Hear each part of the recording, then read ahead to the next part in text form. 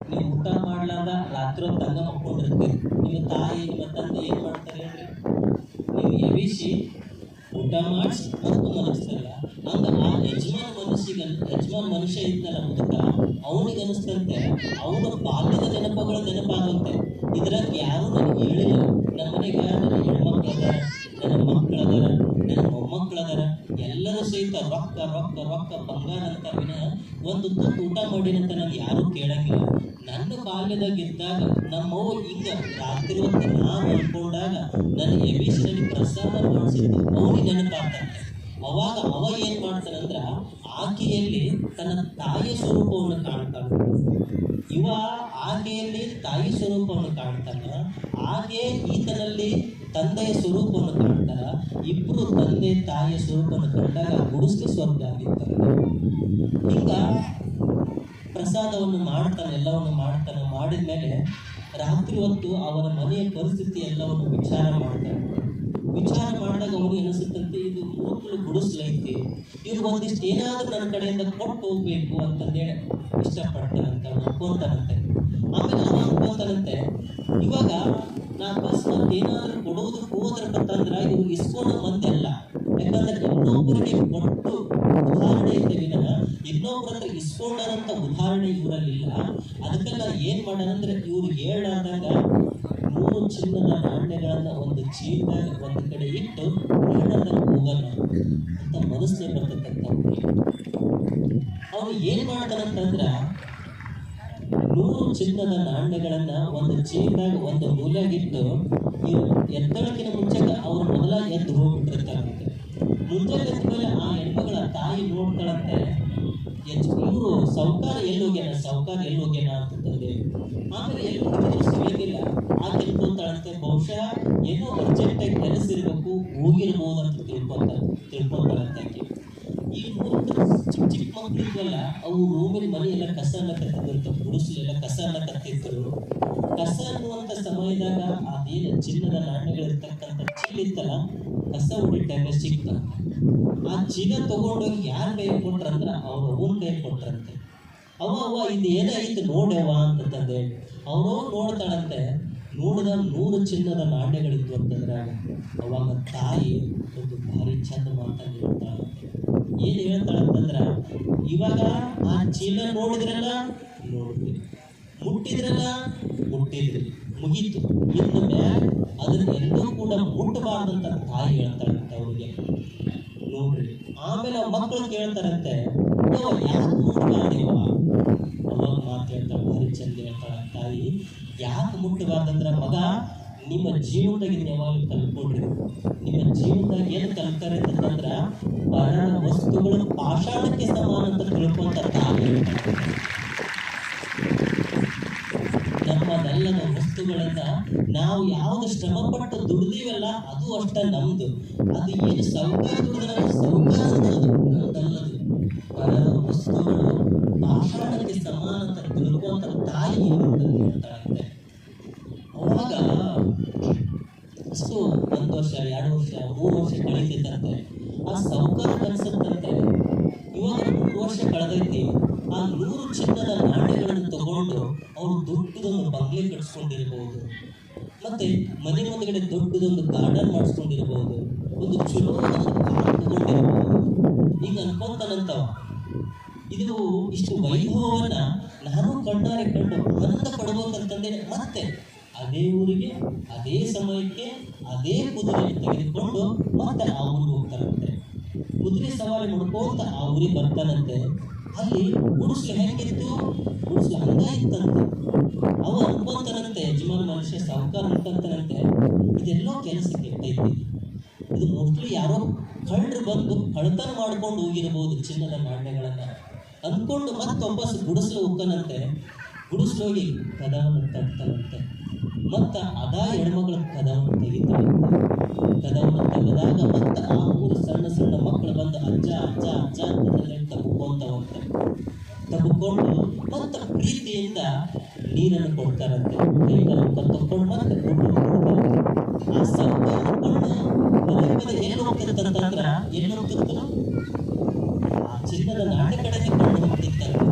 ಆ ಚಿನ್ನದ ನಾಣ್ಯ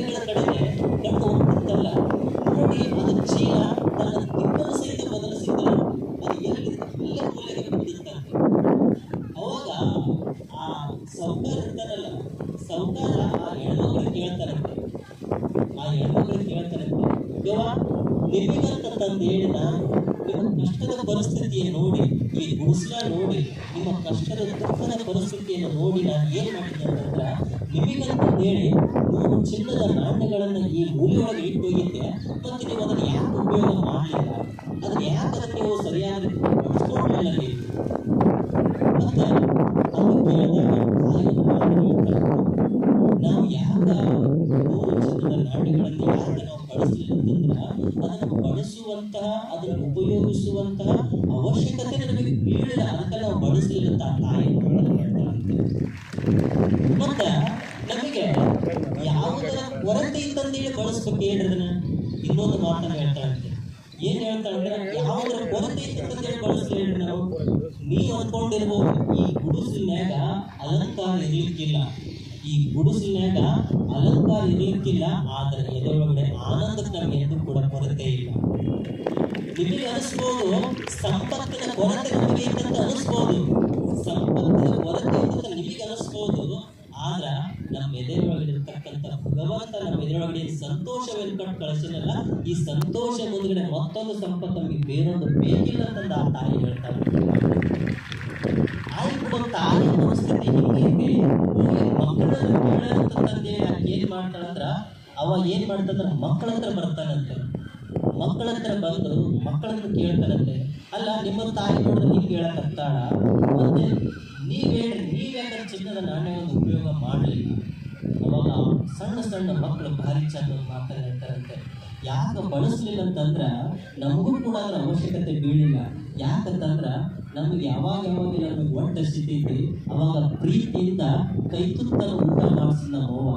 ನೀರಡಿಸಿದಾಗ ಒಂದು ಕಪ್ಪನ್ನು ನೀರು ಕೊಡ್ತಿದ್ದು, ನಮಗೆ ಯಾವಾಗ ದುಃಖ ಆಗ್ತಿತ್ತು ಅವಾಗ ಸಾಂತ್ವನದ ನೀತಿಯ ಮಾತುಗಳನ್ನು ಹೇಳಿದ್ದು. ಈ 3 ಮುಂದ್ಗಡೆ ಯಾಕೆ ಅವಶ್ಯಕತೆ ಬೀಳಂತ ಮಕ್ಕಳು ಅವಾಗ ಏನ್ ಮಾಡ್ತಾರೆ ಅಂದ್ರೆ, ತಾಯಿದು ಹಿಂಗಾತು, ಮಕ್ಕಳು ಹಿಂಗಾತು, ಹೋಗಿ ಆ ಚಿನ್ನದ ನಾಣ್ಯಗಳದಲ್ಲ ಅವಕ್ಕರ ಹೋಗಿ ಕೇಳೋಣಂತಂದೇಳಿ ಆ ಚಿನ್ನದ ನಾಣ್ಯದ ಕಡೆ ಹೋಗ್ತಾರಂತೆ. ಅಲ್ಲಪ್ಪ, ಮಕ್ಕಳು ತಾಯಿ ಮಾತ್ರ ಹಂಗದ, ಮತ್ತೆ ನೀನರ ಹೋಗಿ ಆ ದುಃಖದ ಪರಿಸ್ಥಿತಿಯನ್ನು ನೋಡ್ಲಾರ್ದ ನೀನರ ಹೋಗಿ ನನ್ನ ಉಪಯೋಗ ಮಾಡುವ ಅಂತ ನೀನರ ಹೇಳ್ಬೇಕಾಗಿತ್ತಲ್ಲ. ಅವಾಗ ಆ ಚಿನ್ನದ ನಾಣ್ಯಗಳು ಹೇಳ್ತಾವಂತೆ, ಏ ಸರ್ಕಾರ ಮನುಷ್ಯನಿಗೆ ಮೊದಲು ನಾನು ಧನ್ಯವಾದ ಹೇಳ್ತೀನಿ. ಮನುಷ್ಯ ಅಂತಾರಂತೆ, ಸರ್ಕಾರ ಅಂತಾರಂತೆ, ನನಗೆ ಥ್ಯಾಂಕ್ಸ್ ಹೇಳ್ತೀನಿ, ನನಗೆ ಧನ್ಯವಾದ ಹೇಳ್ತೀನಿ. ಅವಾಗ ಎರಡು ಕಾರಣಕ್ಕೋಸ್ಕರ ಚಿನ್ನದ ನಾಣ್ಯಗಳು ಹೇಳ್ತಿದ್ದಾರೆ. ಯಾವ ಕಾರಣಕ್ಕೋಸ್ಕರ ನಾನು ಧನ್ಯವಾದ ಹೇಳ್ತೀನಿ ಅಂದ್ರೆ, ನನಗೊಂದು ತಲೆ ಒಂದು ಭ್ರಮ ಇತ್ತು. ನನಗೆ ಏನು ಭ್ರಮ ಇತ್ತಂತಂದ್ರ, ನಾನು ಯಾರಂತ ಇರ್ತೇನೆ ಅವ್ರಿಗೆ ನಾವು ಬಂಗಾರದ ಮನುಷ್ಯ ಅಂತ ನಾನು ಕಂಡಿದ್ದೆ. ಯಾರಂತ ನಾನು ಇರ್ತೇನೆ ಅವ್ರಿಗಷ್ಟ ಬಂಗಾರದ ಮನುಷ್ಯ ಅಂತಾರಂತ ನಾನು ಅನ್ಕೊಂಡಿದ್ದೆ. ಇವತ್ತು ನನ್ನ ತಲೆಯಿಂದ ಭ್ರಮ ಹೋಗಿದ್ದೇನಂತಂದ್ರ, ಯಾರಂತ ಬಂಗಾರ ಇರ್ತದೆ ಅವರು ಬಂಗಾರದ ಮನುಷ್ಯ ಅಲ್ಲ, ಯಾರ ಹೃದಯದಲ್ಲಿ ಪ್ರೇಮ ಕರುಣೆ ಅಂತಕ್ಕಂಥದ್ದು ಹೃದಯ ಬಂಗಾರದ ಮನುಷ್ಯ ನನಗೆ ಗೊತ್ತಾಗುತ್ತೆ. ಬಂಗಾರ ಇದ್ದವರು ಬಂಗಾರದ ಯಾರ ಹೃದಯದಲ್ಲಿ ಪ್ರೇಮ ಕರುಣೆ ಅಂದ್ರೆ ತಾಯಿಯ ಒಂದೆರಡು ಪ್ರೇಮದ 2 ಮಾತುಗಳು ಎಷ್ಟು ಬದುಕನ್ನು ಕಟ್ತಾವಲ್ಲ. ತಾಯಿಯ ಮಾತು ಜಗತ್ತನ್ನು ಕಟ್ಟತಕ್ಕಂಥದ್ದು. ಸಣ್ಣ ಒಂದು ಘಟನೆ ಹೇಳಿ ನಾನು ನಿಮಗೆ ಮಾತು ವಿರಾಮ ಕೊಡ್ತೇನೆ. ನಡೆದಂಥ ಘಟನೆ ಅದಿಷ್ಟು. ಒಮ್ಮೆ ನಾನು ಇಲ್ಲಿ ನಿಂತ್ಕೊಂಡಿದ್ದೆ, ಈ ಬೇವಿನ ಗಿಡ ಇರ್ತಲ್ಲ, ಆ ಬೇವಿನ ಕೆಳಗಡೆ ನಿಂತ್ಕೊಂಡಿದ್ದೆ. ಅವು ಬೇವಿನ ಬೀಜ ಬಿಡ್ತಾವಲ್ಲ, ಆ ಬೇವಿನ ಬೀಜ ಒಬ್ಬ 2 ಕಸ ಬೆಳೆ ಕತ್ತಿದ್ರು. ಕಸ ಬೆಳೆಯುವಂಥ ಸಮಯದಲ್ಲಿ ಒಂದು ಸಣ್ಣ ಹುಡುಗ, ಮೋಸ್ಟ್ಲಿ ಅದು 2ನೇ ಕ್ಲಾಸು 3ನೇ ಕ್ಲಾಸು ಗೊತ್ತಿಲ್ಲ, ಯಾವುದೂ ಗೊತ್ತಿಲ್ಲ. ಅವು 2ನೇ ಕ್ಲಾಸ್ 3ನೇ ಕ್ಲಾಸ್ ಹುಡುಗ ಓಡಿ ಬಂದ, ಕಸನ್ನ ಕತ್ತಿದ್ರಲ್ಲ ಅದರ ಬೇವಿನ ಬೀಜ ಉಂಟದ್ದು. ಅದ್ರಾಗ ಬೇವಿನ ಬೀಜ 4-5 ಬೇವಿನ ಬೀಜ ಆರಿಸ್ಕೊಂಡು ನನ್ನ ಹತ್ರ ಬಂದವ. ಅಜ್ಜ ನಂತರ ಇವ್ರು ಬೇವಿನ ಬೀಜ ನಾನು ತಗೊಂಡು ಬಂದನ್ರಿ ಅಂತಂದ.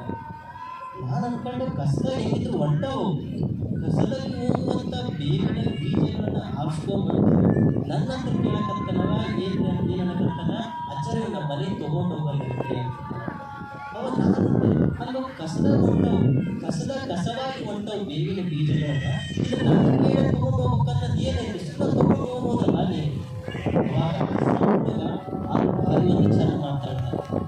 ಅಪ್ಪರ ನಮಗೆ ನಮ್ಮ ಒಂದು ಮಾತು ಹೇಳಿ, ನಮ್ಮ ನನಗೆ ಏನು ಹೇಳಂತಂದ್ರೆ ಏನು ಹೇಳಂತಂದ್ರೆ, ನೋಡೋ ತಮ್ಮ, ನೀನು ಯಾರ ಮನೆಗೆ ಹೋಗು, ನೀ ಶಾಲೆಗರ ಹೋಗು, ಮನೆಗರ ಹೋಗು, ಗುಡಿಗರ ಹೋಗು, ಮಠಕ್ಕರ ಹೋಗು, ಎಲ್ಲೇ ಹೋಗು, ಆದ್ರೆ ನಿನ್ನ ತಲೆಗಿರಲ್ಲ. ನಿನಗೆ ನೋಡಿದ ತಕ್ಷಣ ಚಾಕ್ಲೇಟ್ ಇರ್ಬೋದು, ಏನೇ ಇರ್ಬೋದು, ನೋಡಿದ ತಕ್ಷಣ ಏನು ಅನ್ಸುತ್ತಾ, ಅವ್ರನ್ನ ಇಸ್ಕೋಬೇಕು ಅನ್ಸುತ್ತಾ, ತಗೋಬೇಕು ಅನ್ಸುತ್ತಾ, ಆಕರ್ಷಣೆ ಆಗುತ್ತೆ, ಸಹಜ ಐತಿ. ನಮ್ಮವು ಏನು ಹೇಳಂತಂದ್ರೆ, ನೀ ಎಲ್ಲರೂ ಹೋಗು ಆಕರ್ಷಣೆ ಆಗಿರ್ತದೆ. ಅದಕ್ಕೆ ನೀ ಎಲ್ಲರೂ ಹೋದಾಗ ಹೋಗು, ಶಾಲೆಗರ ಹೋಗು, ಎಲ್ಲರೂ ಹೋಗು, ಆದ್ರೆ ನೀನು ಮನೆ ಬರೋ ಟೈಮ್ನಾಗ ಹೆಂಗೆ ಬರ್ಬೇಕಂದ್ರೆ, ನಿನ್ನದಲ್ಲದ ವಸ್ತುಗಳನ್ನ ಮನೆಗೆ ಎಂದೂ ತರಬಾರಂತ ನಮ್ಮವು ಹೇಳಂತ ಅವ್ರಿಗೆ ಹೇಳಿ ಸಣ್ಣ ಅಂದ್ರ, ನಿನ್ನದಲ್ಲದ ವಸ್ತುಗಳನ್ನು ಮನೆಗೆ ತರಬಾಡ ಅನ್ನೋ ಒಂದು ಸಣ್ಣ ತಾಯಿಯ ಮಾತು ಜಗತ್ತನ್ನು ಕಟ್ಟತಕ್ಕಂಥದ್ದು, ದೇಶವನ್ನು ಕಟ್ಟತಕ್ಕಂಥದ್ದು. ಈಗ ಒಂದೆರಡು ಒಳ್ಳೆಯ ಮಾತುಗಳನ್ನು ಹೇಳ್ತಾ ಜೀವನವನ್ನು ಸಾಗಿಸ್ತಕ್ಕಂಥ ನಾನು ಎರಡು ಮಾತುಗಳು ವಿರಾಮ ಕೊಡ್ತೀನಿ. ಎಲ್ಲರಿಗೂ